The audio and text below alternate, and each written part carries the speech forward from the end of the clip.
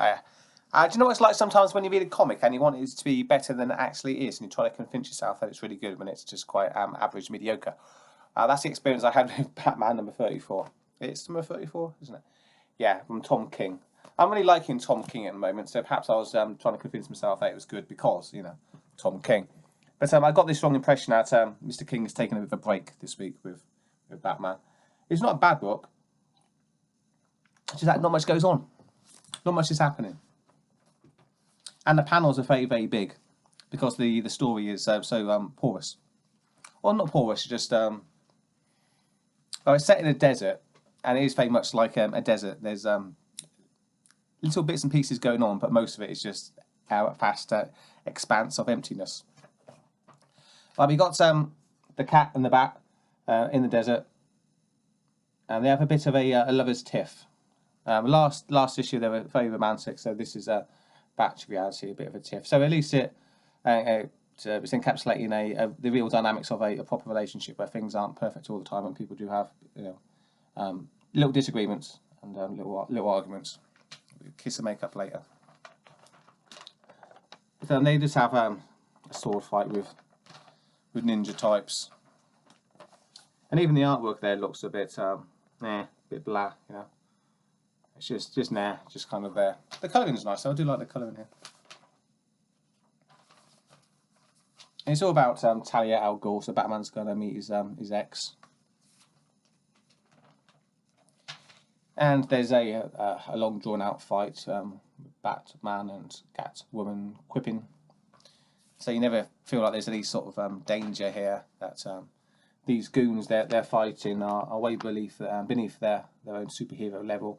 So it's if there's a fight going on, right, and you already know who's going to win at the end, so the fight isn't that exciting, is it? It's like the old WWE squash matches where you have Hulk Hogan versus Bob Smith, and Bob Smith's got a big gut and no tan, so you kind of know who's going to win. So it's not a terribly exciting match, but when it's Hulk Hogan versus Andre the Giant, that's a really exciting match.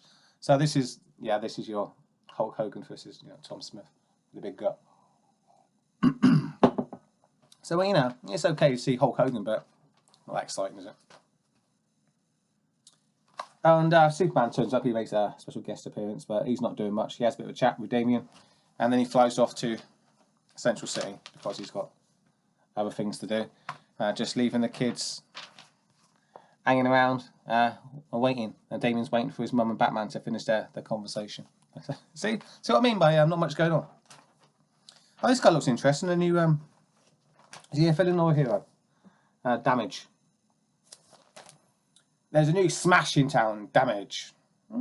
Tony S. Daniel. Robert Venditti. A new monthly series in December. Yeah.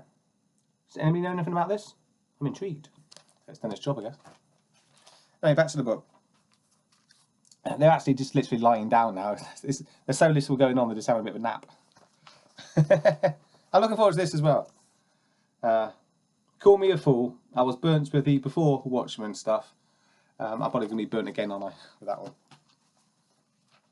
Here comes Talia. And she's going to have a bit of a sword fight with Batman as well. Yeah. A bit of a sparring session, really. There's nothing really here, is there? Nothing that exciting. And Batman says something about him looking for a woman called Holly Robinson who killed 237 people, and Catwoman took the blame. So that was new. That wasn't in the last one. So they're looking for this woman. He's working for Talia, I guess. So is anything exciting going to happen? Nah. Just more sparring. And it concludes with Talia saying, do you want to spar as well? And Catwoman's saying, yeah, might as well. And see you guys next issue. So it really was very much Tom King taking a bit of a break, wasn't it, really? That's all right. He's doing lots of fantastic comic books. You need to take a break every now and then, It's like running a 5K, which I do every Saturday, and sometimes maybe between the third and fourth K, I try to get my wins back, so I got a special effort for the fourth K, and I can really push it into high gear in the fifth. This is kind of like the 5K run, but in the 3K time period of the run, where you're pretty bloody tired, and you just need to, you know, take a couple of breaths so you can give it a special effort at the end. So a bit of sparring, a bit of Hulk Hogan versus Tom Smith action going on here. Wasn't terrible, but it wasn't particularly exciting. Got to be honest there. So I'll probably give it something like 6 out of 10. Not a bad book. Just yeah, I've said all I want to say about this book, haven't I? Let's not repeat myself. So thanks for checking out the video. Thanks to all the new subscribers who've checked out my channel, found my channel. I'm having a lot of fun here at the moment. It's going places that I wasn't expecting it to. Yeah, it's just like life, I guess. Yeah, cheers. Thanks. I'll be back later. And I've got nothing else to say.